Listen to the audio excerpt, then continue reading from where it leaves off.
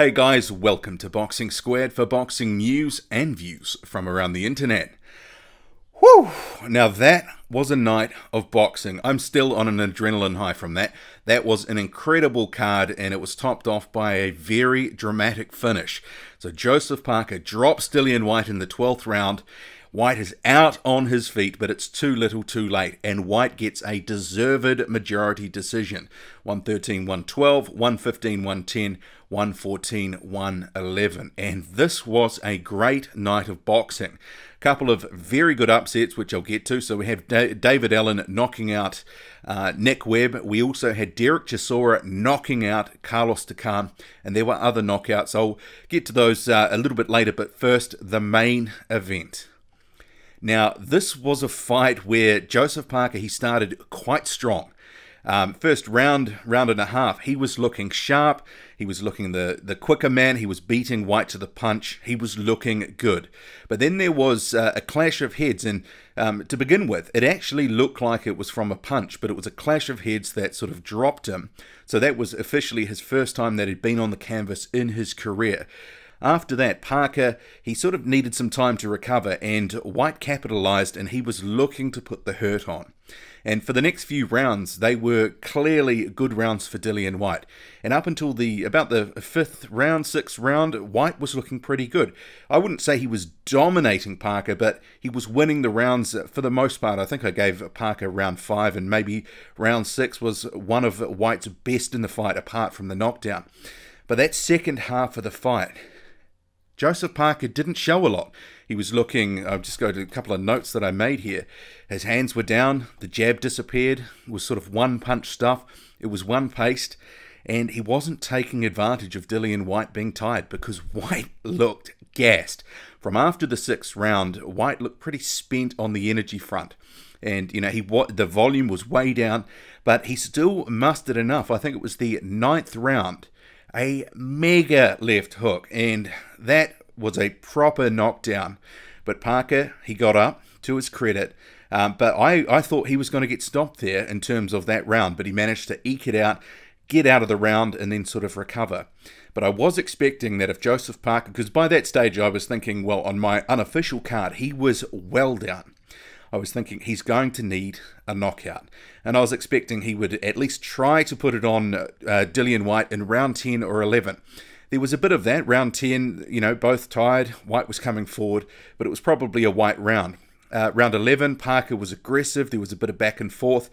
And that was probably a Parker round. He was landing the cleaner work there. And then obviously, what a barnstormer of a 12th round. Joseph Parker landing all sorts of shots, and then eventually hurting Dillian Whyte with a sort of temple shot. After the fight, Dillian Whyte described it as taking a knee, but it didn't quite look like that in the live action. But he was out on his feet.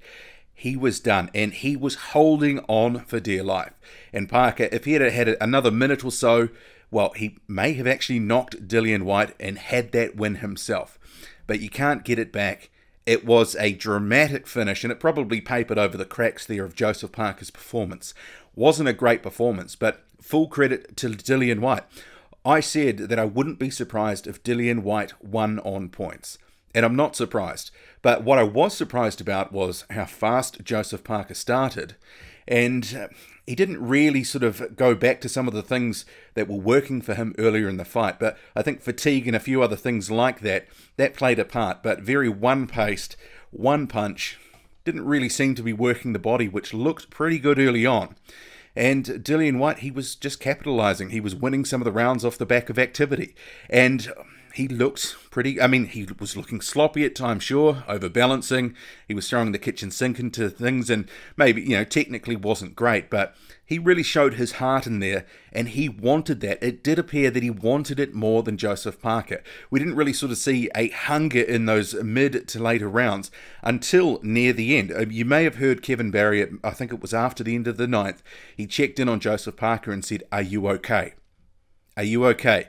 And Parker said he was. And at that point I thought, well, he could throw in the towel here because he really got poleaxed. And, you know, it was the biggest test of his chin. I mean, and I think the questions on his chin have been answered. He does have a good chin. But perhaps it's not a granite chin, perhaps it's not a great chin, but he certainly took some punishment in there. But he certainly got a good chin.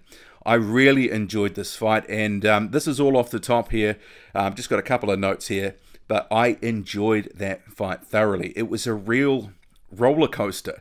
So Parker starting fast, then Whyte getting that head clash knockdown, and I actually thought it was a left hook to begin with. But yeah, Parker, he needed time to recover after that, but he went a bit off the boil after that. Didn't go back to, the jab disappeared, and that was really disappointing. Both guys, they put a lot into that, and I can understand why they were dead tired. But I guess, you know, shoulda, coulda, woulda for Joseph Parker. Perhaps he should have made his sort of final stand in the 11th round, or maybe the 10th. Maybe not the 10th because he was hurt in the 9th, but perhaps the 11th round is when he should have put it on Dillian Whyte. He ended up having some very good success. Whyte was so tired, he hung on for dear life and got the win. And if we look at the what next, Dillian Whyte is clearly a top 5 heavyweight in the context of the division.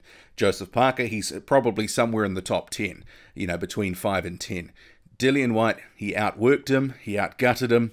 He just showed a bit more desire. I know there's some people saying that Joseph Parker didn't want it, but, you know, that he put it on him in the 12th round, and Joseph Parker, he wanted to get the win.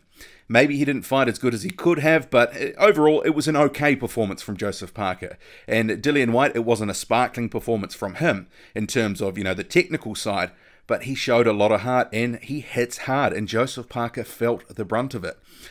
But the what next? He's clearly the best guy that hasn't had a title shot.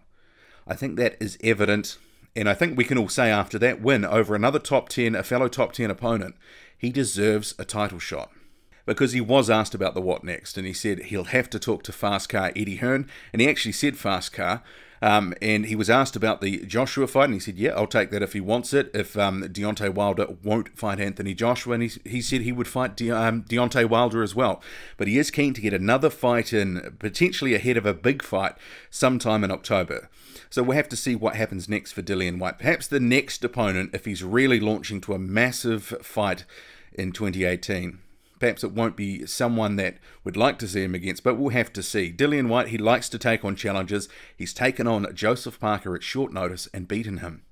For Parker, well, I'll get into this in another video in the next day or two. I'll have a think about this, but clearly he's a dangerous guy, and he showed that he could take a lot of punishment from Dillian Whyte and almost come back and steal the show, take the W. But he couldn't get it done this time, but we'll have to see where he goes next, because I think there's a lot of people who will be disappointed in elements of the performance, but, you know, happy that he actually sort of went out on a shield in the end, because we didn't see that in the Anthony Joshua fight. A lot of people were disappointed he didn't unload the tank, and he unloaded this time in the 12th round, but perhaps he could have done it a bit earlier, but, you know, hindsight is 20/20. But it was an upset of sorts. I guess Parker was the slight favourite heading into the fight.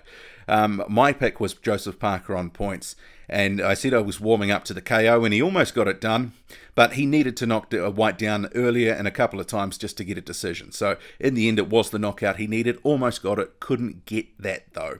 In terms of the rest of the card, well, this was a great fight card. There were a lot of people talking about the pay-per-view cost, and I was one of them saying it was a little bit expensive in terms of 50 New Zealand dollars, but I'm going to eat my hat on that one and just say that it was value for money.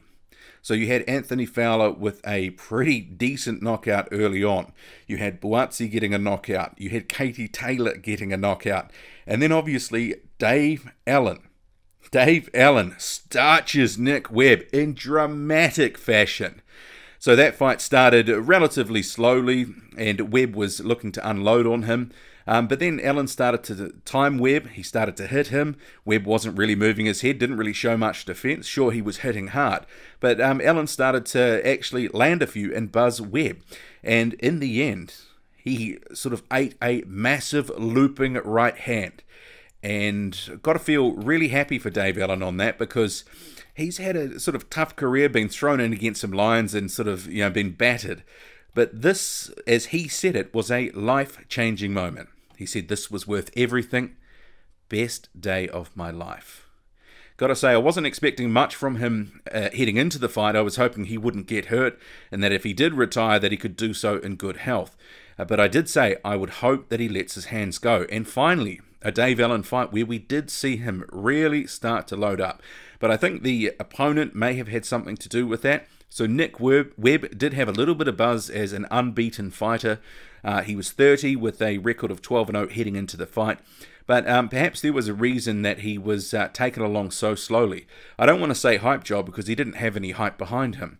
But Dave Allen sort of, he's put a stake in the ground about where his level is at. So he's not just an out-and-out journeyman. He is, maybe more of the gatekeeper level that he can still, when he's got the right opponent, take some of these guys out. And that was the first highlight reel KO of his career of any note. And obviously we had the Derek Chisora and Carlos Takam fight. That was an epic war. Wow, that was another good fight. If you had have said Dillian Whyte and Derek Chisora, I mean, that was Carlos Takam and Derek Chisora, same sort of performance from Chisora. I was really surprised that Takam decided, actually, I'm just going to put it on this guy right from the get-go. He was super aggressive. He was loading up on his shots early and often. He sort of threw movement out the window in terms of what he did against Anthony Joshua. He obviously decided his game plan was just to go in there and try to get Chisora out of there. And he was having some success early on. It was a very entertaining sort of first few rounds, but Chisora was giving as good as he was getting. Then we get into the 8th round, and Derek Chisora out of nowhere just lands flush, this right hand sort of top of the head or the temple, and Carlos Takam, an exhausted Takam, goes down. And, that was just a great punch. And Takam, he was on Queer Street then. He got up, Chisora rushed him after the count and landed right on his chin and took Takam out of there. It was a great performance from Derek Chisora. He really did turn back the clock because he looked dreadful against Caballal. But you have to say, Carlos Takam played into one of Derek Chisora's strengths. He was just standing in front of him. And Chisora, as we've just seen again, he can take a lot of punishment. And he's got good powers of recovery because he was getting tagged and hurt a bit there too from Takam. Takam is not pillow-fisted. He was hurting Chisora in there at times. But Chisora, he came back and he closed the show. That was very much an upset win. The Dave Allen fight was very much an upset win. The rest of the card, some good fights in there, some good knockouts. Katie Taylor stopped Kimberly Connor. And then you had a pretty enthralling and dominating sort of performance from Conor Benn. Cedric Payanote, he came out early and was looking to put it on Ben, and then ultimately Ben took over and not coasted to a decision, but clearly his class shone through in the last sort of 6 rounds of that fight. Payanote, it sort of unloaded the tank, and Ben just, really dominated those final few rounds. But it was a great card. So there were a lot of salty people saying this wasn't a pay-per-view event. Clearly, from what we saw, it was a pay-per-view event. And it was a fight. The headliner, it delivered. It may not have been in terms of a technical fight or action through, because some of those sort of later rounds, sort of 7, 8, 9, I think I did a tweet about round 8, it was dreadful. But overall, the fight as a whole, it was a really entertaining roller coaster sort of fight. I really enjoyed it. And Dillian Whyte, he put Joseph Parker down twice. I mean, one was a legitimate knockdown, the other was a head clash by the look of the replay. But, he's done something no one else has ever done. He put Joseph Parker down. So never been dropped. Well, that's out the window. It's in the trash. Parker has been dropped, and he picks up the 2nd loss of his career. Dillian Whyte, a deserved winner. Thoroughly enjoyed that. Got up at 5 a.m. Enjoyed it all. How about you? What did you make of it all? I really enjoyed that. Drop a comment loud and often. Hit like, hit subscribe. Follow me on Twitter. Boxing_squared. I'm out.